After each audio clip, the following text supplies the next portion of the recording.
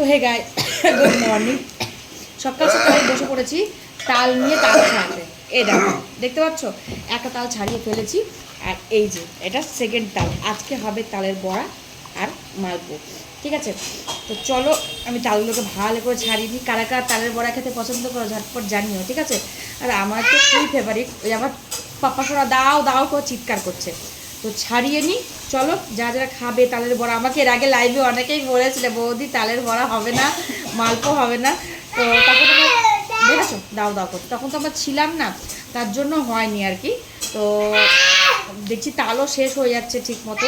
আজকে দুটো তাল কিনে নিয়ে এসেছি। আমার বাবা ওদিকে নারকোল ছাড়াচ্ছে। পাপার সঙ্গে আওয়াজ দেখতে পাচ্ছ? কী তোমার সাথে কথা বলো বলো? আর আমি এদিকে তাল ছাড়াচ্ছি। তো চলো তালের মাইটা ভালো করে বার করে নিই, তোমরা আমার সঙ্গে থাকো। হ্যাঁ চলো। কে খাবে কে খাবে ঝটপট ঝটপট করে তাল। আজকে একদম তাল ছাড়িয়ে তালের বড়া আর তাল মালপো।